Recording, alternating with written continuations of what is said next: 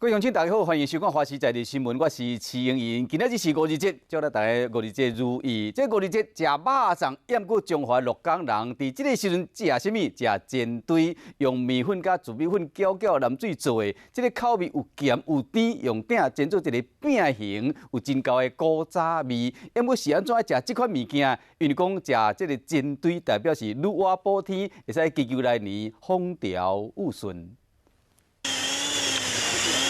将面粉甲糯米粉敲做糊，加葱啊、韭菜才实在，放入去煎做圆饼形，鹿港才会煎底就完成。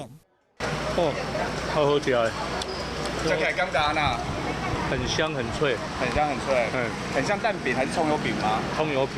就是每年都会来这边吃，对对对。所以鹿港其实不是一定要吃粽子，但一定要对对，一定就是要吃这个，然后拜拜也要拜这个。